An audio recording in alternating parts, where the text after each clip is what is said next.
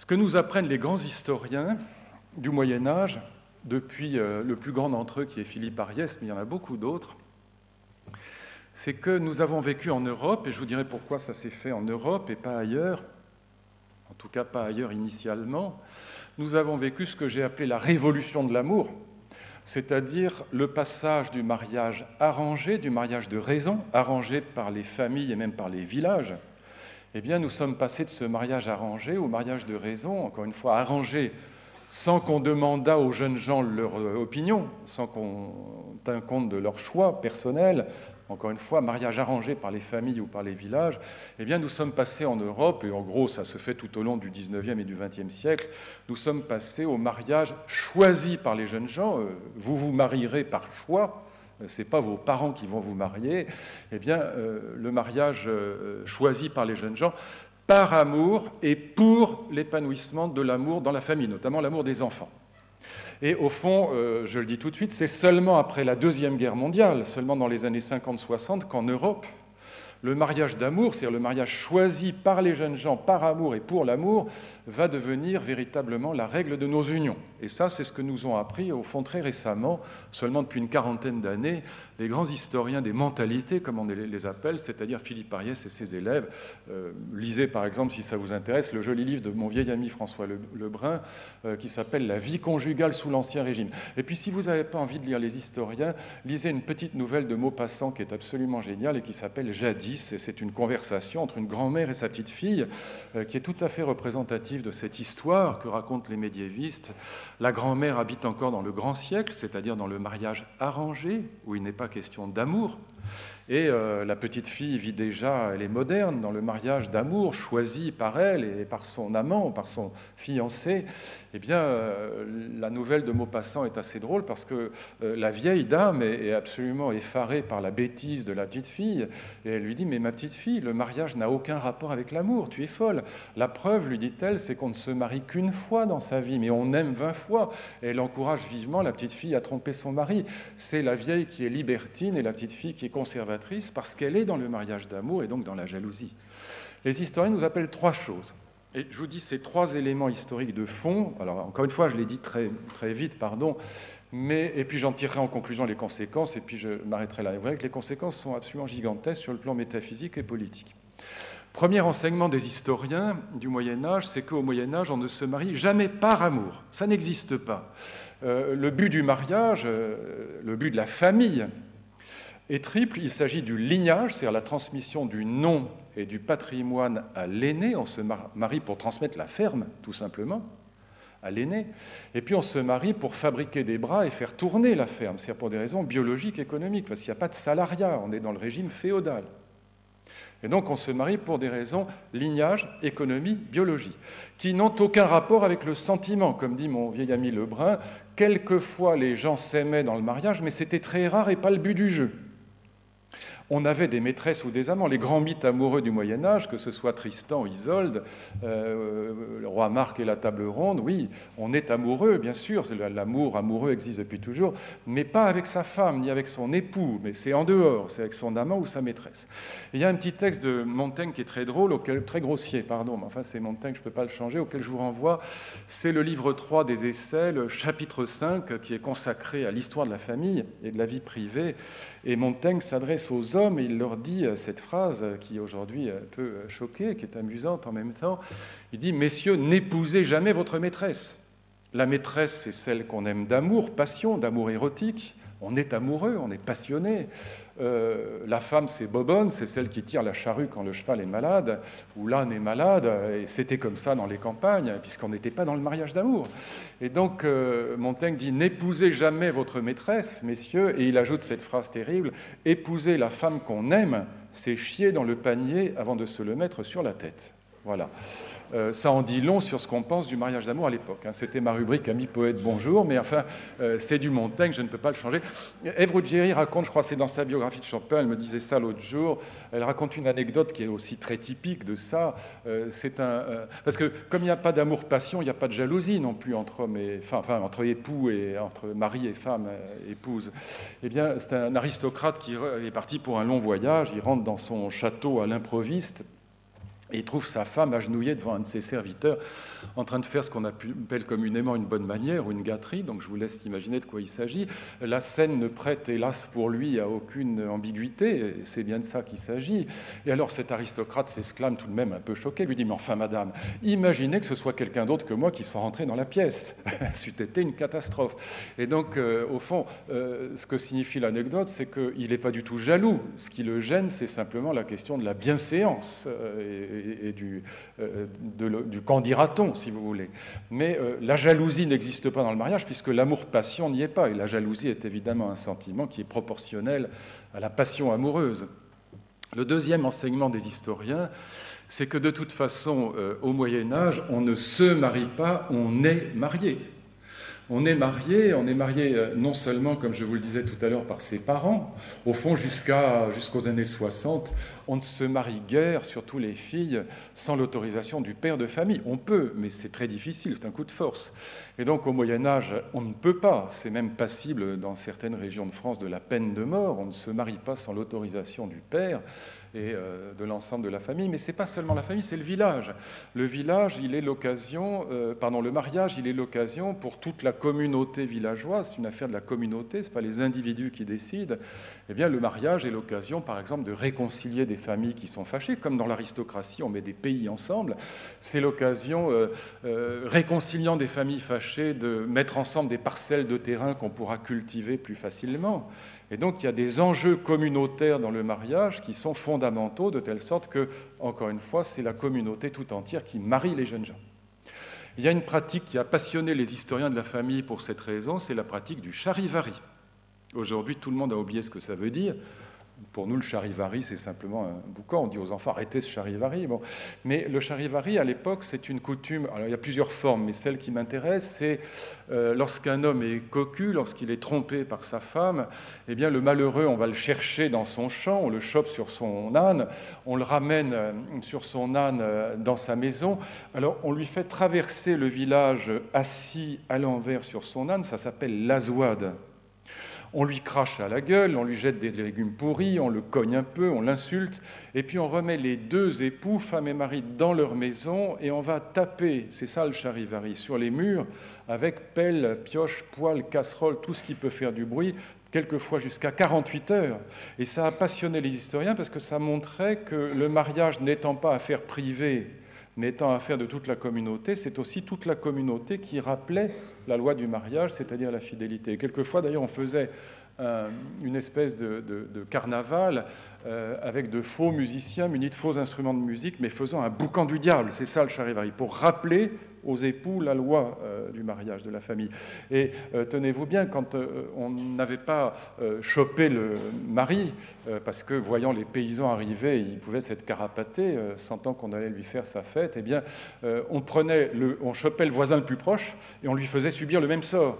Et c'est très important parce que c'est l'idée de contrôle social. Il n'avait qu'à surveiller. Hein, c'est l'idée de communauté qui est là. Hein. Troisième enseignement des historiens, et puis après je conclurai. Ce que nous apprennent les historiens du Moyen-Âge, c'est comment est né le mariage d'amour en Europe. Pourquoi on l'a inventé, ce fichu mariage d'amour? Eh bien, en vérité, c'est paradoxalement le capitalisme moderne qui va inventer la famille moderne, le mariage d'amour, c'est-à-dire la famille fondée sur le choix individuel et amoureux. Pourquoi? Juste, je vous donne le raisonnement squelettique, mais il est le bon, il est développé par un très grand historien du Moyen-Âge, Edward Shorter, un historien américain de la France, dans un livre qui s'appelle « La naissance de la famille moderne », en collection Point. Remarquable livre.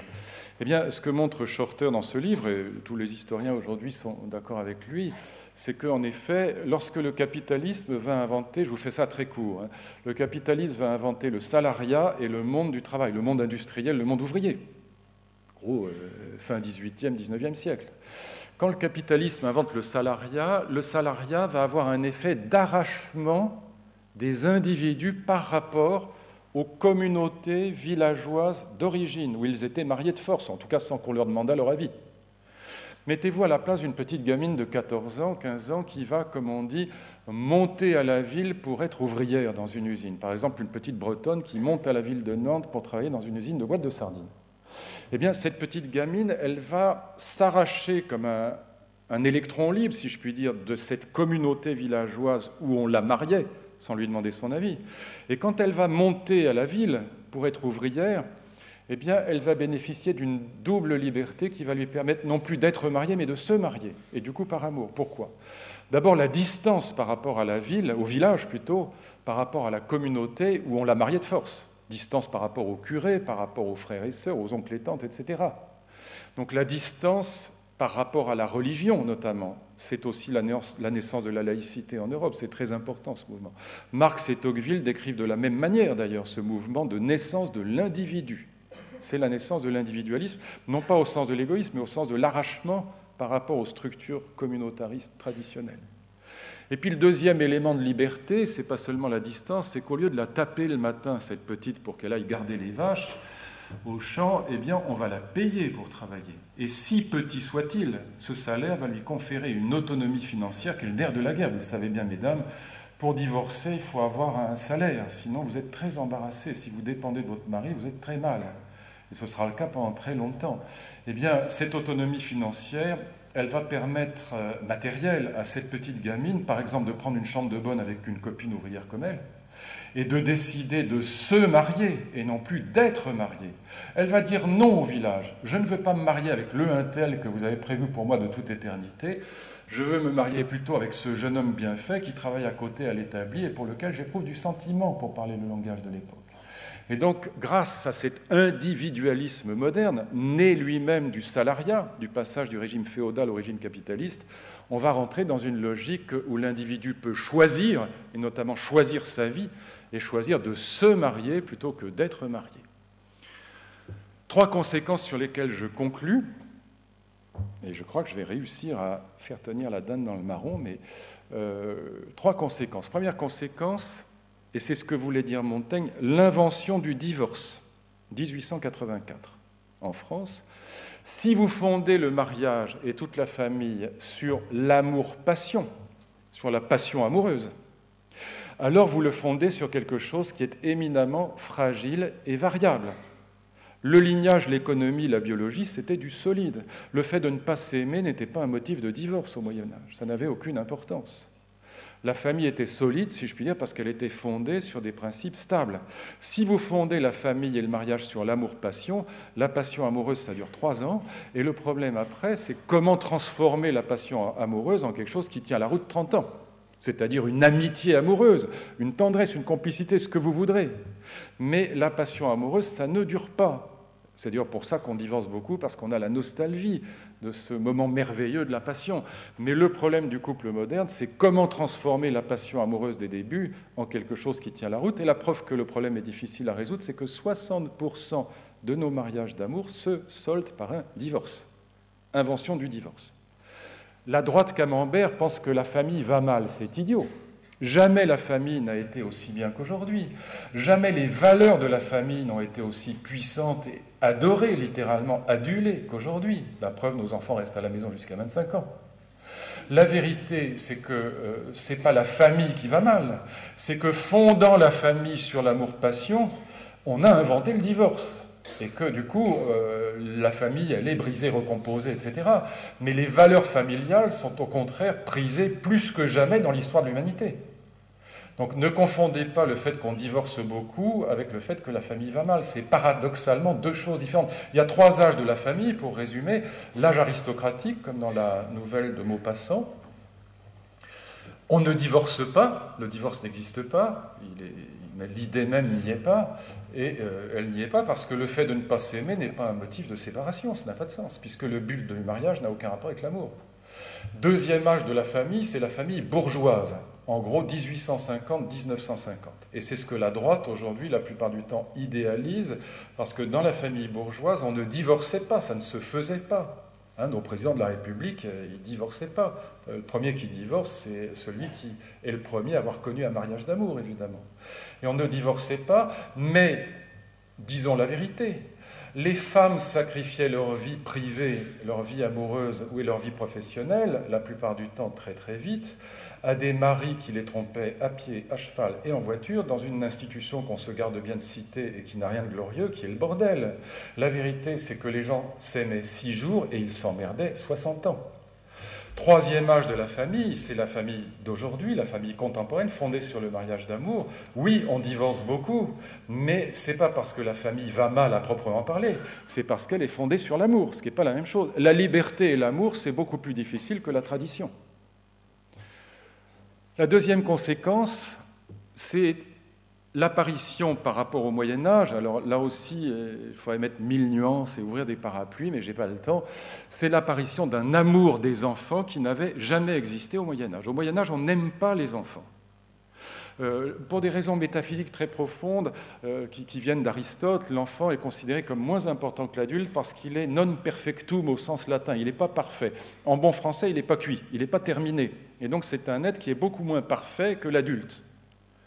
Et donc on n'aime pas les enfants. Puis pour une deuxième raison, c'est que comme on ne s'est pas marié par amour, alors on n'aime pas non plus ce qu'on a fabriqué, si je puis dire, par devoir, debitum conjugale, le devoir conjugal qui va rester dans les codes de la famille si longtemps, qui nous fait rire aujourd'hui. Et donc on n'aime pas les enfants. La mort d'un enfant, elle est souvent beaucoup moins grave que la mort d'un cochon ou d'un cheval.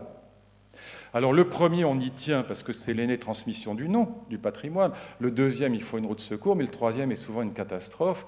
Et la mise à mort des enfants, c'est-à-dire la mise en nourrice, est quelque chose qui est pratiqué à très très grande échelle dans les familles du Moyen-Âge. Je vous donne juste un exemple qui sera mieux qu'un long discours. Montaigne, toujours lui, écrit à l'un de ses amis, il lui dit « Mon cher ami, j'ai perdu 2 ou 3 enfants en nourrice ». Il ne sait même pas combien d'enfants il a perdu. Il n'y a pas de père de famille qui pourrait dire ça aujourd'hui, sauf si on ne sait pas combien on a fabriqué d'enfants. Et c'est une autre affaire, si je puis dire. Et donc, on va se mettre à aimer les enfants comme jamais dans l'histoire de l'humanité.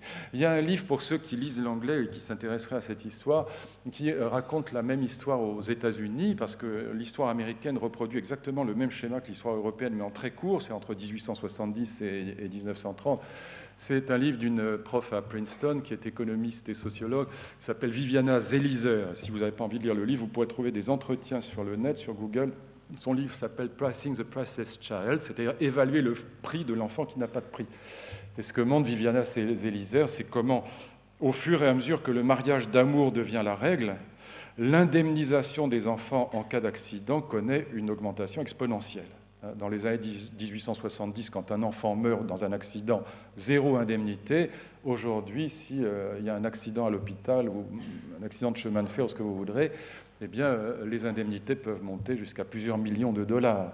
Et donc, on a là, encore une fois, une montée de l'amour des enfants qu'elle a essayé de chiffrer, en quelque sorte, économiquement, en fonction des progrès, si je puis dire, du mariage d'amour. Et puis, la troisième conséquence, celle qui me servira de conclusion, donc j'ai dit invention du divorce, amour exponentiel des enfants, et la troisième conséquence, qui est à la fois métaphysique et politique, elle est la plus importante, et c'est ma conclusion. Ce que nous vivons, chers amis, c'est une révolution dans l'ordre du sacré, et je voudrais que vous compreniez bien ça. Et sous l'effet de cette histoire du mariage d'amour qui apporte une nouvelle réponse à la question de la vie bonne. En gros, une vie bonne, c'est une vie dans laquelle il y a de l'amour. Alors après, il faudrait 2 heures de plus pour dire de quel amour il s'agit. Est-ce que c'est Eros, Philia, Agapé? Quels sont les problèmes que pose l'amour et la mort? Bon, je n'ai pas le temps, mais juste ça. Je dis que nous vivons une révolution dans l'ordre du sacré, une révolution métaphysique et politique. Qu'est-ce que c'est que le sacré? Si vous ouvrez un dictionnaire, on vous dira que c'est le contraire du profane. C'est pas ça. Et heureusement, en français, ça s'entend. Le sacré, c'est ce pourquoi on peut se sacrifier. Des valeurs sont sacrées quand je pourrais mourir pour elles, donner ma vie pour elles. Le sacré a toujours rapport à la mort et au sens. Le sacré, c'est le lieu du sens. Quand des valeurs sont sacrées, quand elles sont tellement sacrées à mes yeux que je pourrais me sacrifier et mourir pour elles, eh bien, secrètement ou explicitement, c'est là que se décide le sens de ma vie. C'est là que se décide la question de la vie bonne. Je n'ai pas le temps de développer, mais je pense que ça vous apparaît.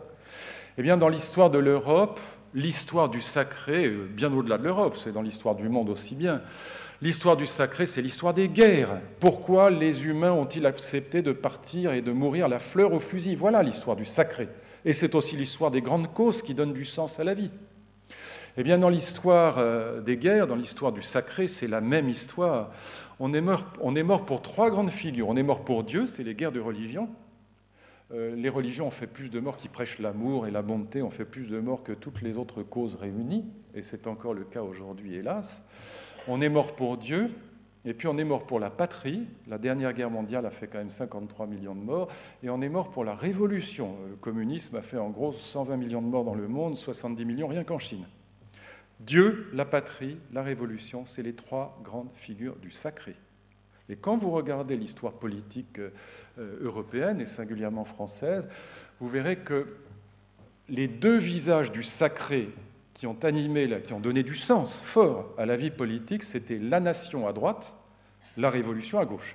Quand j'étais gamin en 68, le journal des gaullistes s'appelait La Nation, et tous mes copains, tous mes camarades étaient révolutionnaires, qu'ils fussent communistes, anarchistes, trotskistes, maoïstes. De toute façon, ils étaient révolutionnaires.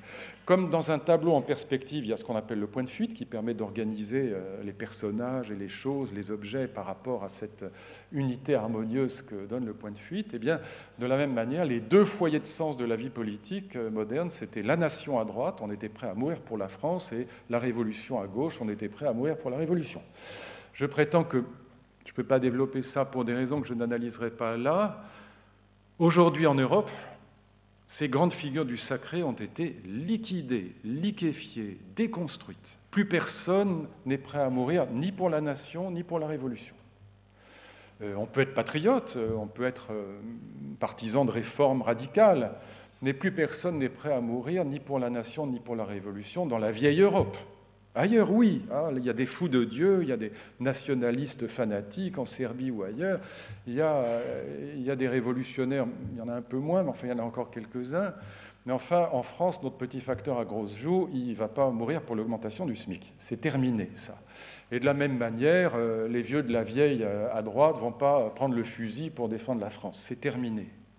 Il y a là une érosion des valeurs traditionnelles qui est très frappante. Alors, il y a toujours des gens pour dire « mais si, moi je suis prêt à mourir pour la révolution ». Bon. Enfin, ils sont minoritaires et à mon avis, c'est tant mieux. Posez-vous la question sérieusement, pour qui ou pourquoi vous seriez prêt à risquer votre vie? C'est ça la question du sacré et du sens. Je prétends que les seuls êtres pour lesquels en Europe, dans la vieille Europe, sous l'effet de cette histoire de la vie privée, les seuls êtres pour lesquels nous serions prêts à risquer nos vies, à prendre les armes, peut-être même à donner nos vies, eh bien, ce sont les êtres que nous aimons. Ce sont ceux qui sont sacralisés par l'amour, à commencer par nos enfants, mais d'une manière générale, ce sont des personnes et pas des entités abstraites. Dieu, la patrie, la révolution peuvent toujours courir. Ce sont des personnes humaines de chair et de sang, et évidemment, d'abord et avant tout, celles qui sont sacralisées par l'amour.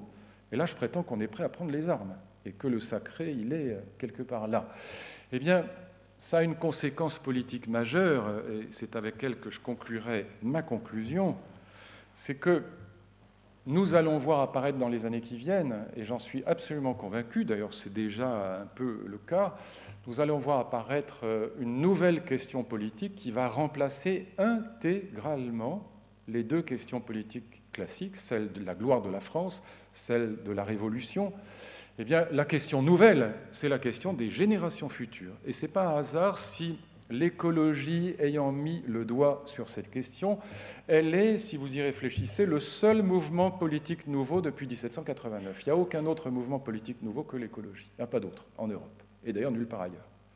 Et donc l'écologie a eu ce coup de génie, par ailleurs elle a à mon avis bien des défauts, mais elle a eu le coup de génie de mettre le doigt sur la question qui a été programmée par cette histoire de la vie privée, qui est la question des générations futures, c'est-à-dire la question, si je la traduis dans mon langage, quel monde allons-nous laisser à ceux qui viennent, à nos enfants, à nos jeunes, à vous?